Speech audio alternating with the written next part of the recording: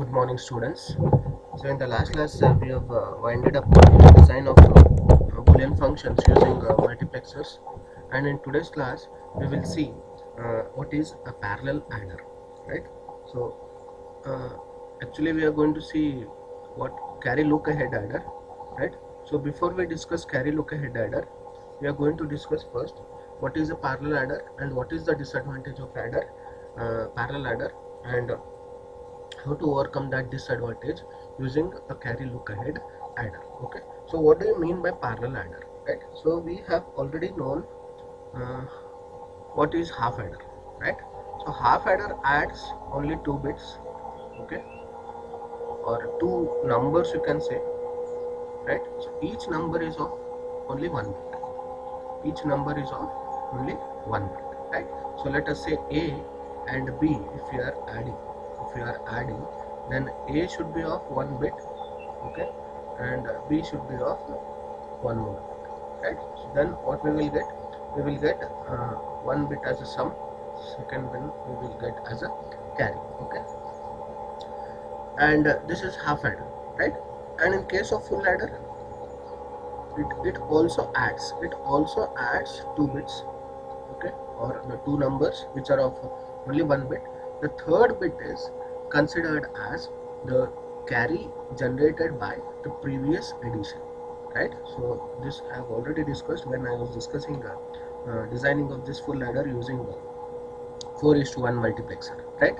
So the third input is not an external input, it is the carry generated by the previous addition, and that carry will be taken care and it will be added with the next digits, okay. So half adder and the full adder will add only one bit, right, or two numbers which are of only 1 bits, right? Suppose if I want to add multiple number of bits, let us say I want to add 5 and 3 in binary, okay. So how do you write 5 and 3? Let me take 4 digit number, 4 bits number, 8 and 9. If I want to add these two, in binary, what is 9 plus 8 in decimal? It is equal to 7, right? So how do you write 8 in binary? We require 4 bits, right? So here we are discussing 4-bit parallel adder, okay. So you can also apply this concept to 5-bit or 6 bits and so on, or you can also apply it to 2-bit parallel adder, 3-bit parallel adder as well, right? So 9, how do you write 9 in binary? 1001. Now if I add these two numbers, what we will get? We should get what? The binary equivalent of 17. What is binary equivalent of 17? 2 8s are convert that. 17 is in decimal, divide that 17 successively by 2. 2 8s are 16, remainder is 1. 2 4s are 8, remainder is 0. 2 2s are 0, 2 1s are 0, okay. So what is the final result? 17, which is represented in the decimal as 10001. This is binary equivalent of 17, okay. So let me add these two now. 0 plus 1, again a half adder, right? So there is no here here you are adding 1 bit and 1 bit here. So 0 plus 1 1, there is no carry. 0 plus 0 0, 0 plus 0 0, 1 plus 1, sum is 0 but carry is 1, right? So is it matching with the binary equivalent of 17? Yes. So that means this answer is correct, right? So let me take the worst case, right? So worst case here is when all 4 bits of this binary is equal to 1111, that is 15, right? So how do you write in decimal this one? As 15. Similarly, I'll take one more number which is of 15, which is 50, okay. Now if I add, this is the worst case, with the 4 bits I can write the maximum number as 15, that is 1111, okay. Now if I add these two, so what is 15 plus 15? It is 30, right? So if I convert 30 into binary, 30 into binary, 2 15s are, 2 7s are, 2 3s are, 2 1s are 1, okay. So what is binary equivalent of 15? 4 ones and 1 0, right? We require total 5 bits. So this is binary equivalent of 30. Now let me verify this. 1 plus 1, again you are adding 2 bits, right? Again you are adding 2 bits here, right? So 1 plus 1 is 0, sum is 0, carry is 1. 1 plus 1 plus 1, sum is 1, carry is 1. If you are not understanding this addition, you just please refer the truth table of a full adder. Okay, 1 plus 1 plus 1, there are 3 bits, right? So now you can observe this, right? What is this? It is a carry. It is not an external input. It is a carry generated by the previous addition, right? So 1 plus 1, there is no initial, there is no carry because I don't have any bits here, right? So initial carry is considered as 0, right? So after addition of these two ones, a carry will be generated and this will act as a third input, right? So the third input is carry generated by the previous addition. So similarly 1 1, so 1 1. So this is the final carry and this is the sum. So 4 ones and 0, right? So if I want to perform this kind of addition where I want to perform a 4-bit addition, then I require multiple adders, right? So which adders you require? Just observe in this addition operation. So first two ones, I'll take this example.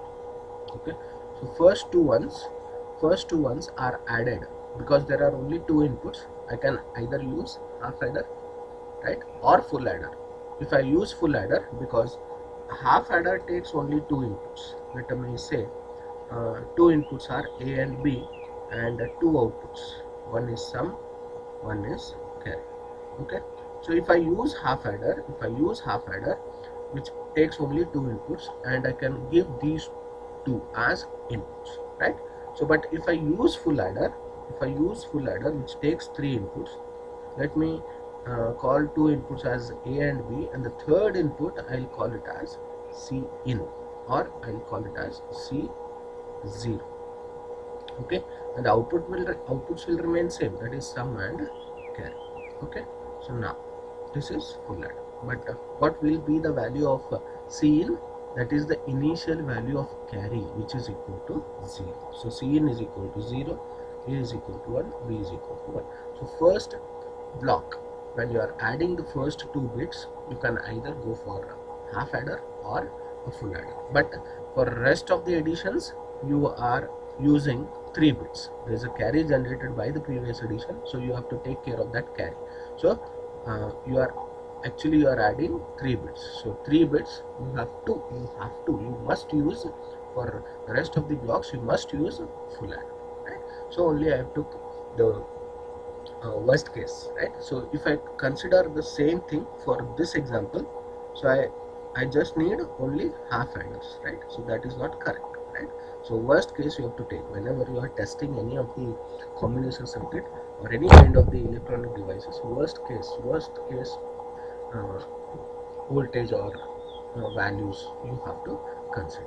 Okay, so I hope you understood the concept of parallel adder, right? So now if I design the parallel adder, then how that entire parallel adder combination circuit looks, right?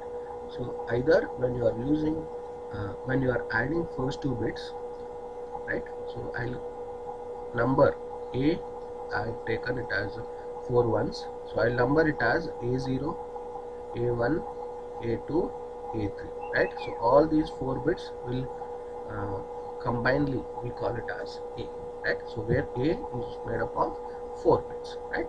So I'll for first block inputs are similarly B can be numbered as named as B3, B2, B1 and B0. So 1 1 1 1. So in generally what we are doing initially, we are adding A0 and B0. Okay, so here I am drawing two block diagrams here. So first block here, either I can use a half adder, because I am adding only 2 bits. The third bit is initially 0, right? And next what is happening after addition? 1 plus 1 sum is 0, sum what I'll represent it as S0. Okay, that is sum 0. Next 1 plus 1 is 0, carry is 1, right? So this carry has to be connected to the next block, right? The carry generated the carry generated by the first block will be connected to the what will be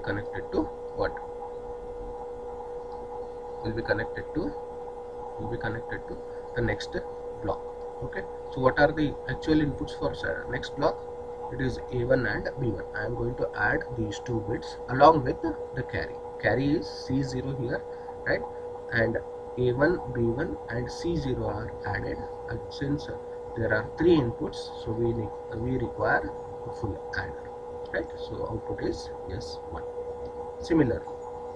So once this addition is over, we will get sum as 1, right? Sum is here 0, here it is 1, right? So one more carry generates after this addition, so that carry needs to be taken care. So I will call it as C1. Inputs here are A2, B2 and S2, where S2 is again equal to 1. Again a carry generates, that needs to be taken care. This block is also a full adder. Okay, and the last block, so carry generates, that is C2.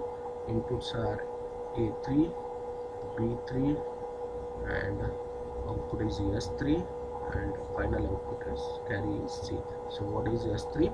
S3 is also 1 and carry is also equal to 1. S3 is 1 and C3 is also 1, and this block is full. Okay, so this we call it as block diagram of parallel adder, 4-bit parallel adder, right? So this is one kind of block diagram, right? So I can draw one more kind of block diagram. Everything remains same. Everything remains same. Only the first block changes. The inputs, actual inputs will also remain same. Okay. So instead of half adder, I can also use full adder, right? But full adder takes 3 inputs, so I'll consider the third input as 0, right? So here, see, I have considered the third input as 0, and output will remain same, that is S0, and now I'll represent it as C1, right? Or you can also consider this as A1, B1. It's left to you. I'll either you represent it as A1, A2, A3, A4, B1, B2, B3, B4, right? Like that. You can also use A1, B1, A2, B2, A3, B3. It's left to you. There's nothing. There's no issue in denoting the bits. Okay, so you can either denote them as A0, A1, A2, A3, or A1, A2, A3, A4. Okay, so here A1, B1. This is everything remains same. Output S1. This output is called C2.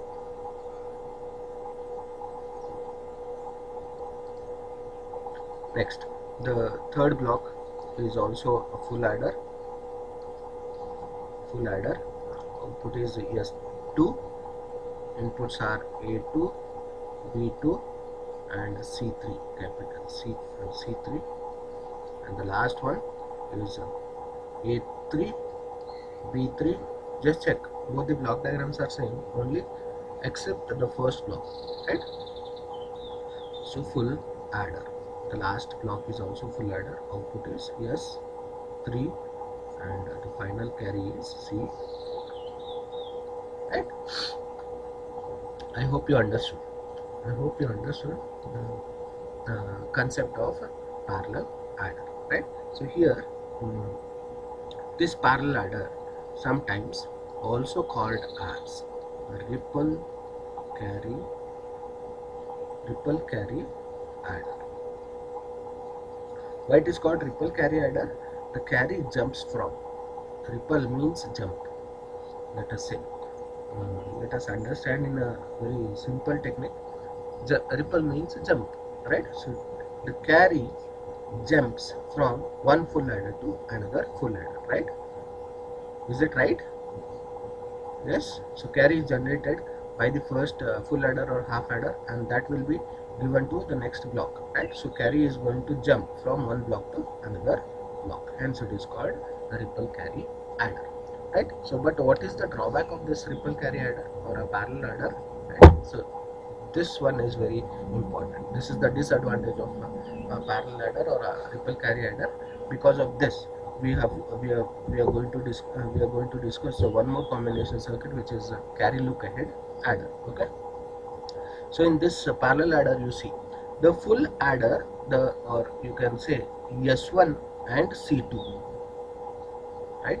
So second full adder you take, second block diagram you take S1 and C2, right? Must wait until C1 comes. Is it true? Yes or no? Is it true? Yes. That is, when even A and B's are available directly because they are given by the user, right? So you are going to apply all 4 bits at the same time, right? So what happens here, even though the inputs are applied at the same time without any delay, without any propagation delay, but the second sum, that is S1 and the carry C2, these are going to be generated only when C1 comes inside this full adder, right? So if this full adder takes very much more delay, let us say a full adder, it has some bug, it has some error, and if it takes more delay, then what happens, unnecessarily these successive full adders must wait for a longer time, because the second full adder takes yeah, it has to wait until the C1 comes, right? So third full adder must wait until C2 comes, because C2 can be generated with the help of full adder, right? Since the first block is taking more time to generate C1, right? So second full adder also must wait for a longer time, right? So this process continues, and final output what we get, that is 4 ones and 0, it may be got after a very long delay, right? So here what is happening, the final output C4, C3, these are all depending on the previous carries, right? So see here, you see initial block you leave because A, B and C0 are readily available. Initially they are available, right? So if this block is taking more delay, then C1 will be generated after a long time, right? So since C1 is generated after a long time, then even full adder has to wait for until the C1 comes. Even full adder is ready with these inputs A and B, until C1 comes, it cannot perform it cannot perform addition operation, right? So these successive or these consecutive carries must wait for the previous carry to generate, right? So this is the biggest disadvantage of parallel adder, where the successive carries are going to depend on the previous carries, right? So to overcome this disadvantage, we go with the carry look ahead adder. So that we will discuss in next slide. Okay.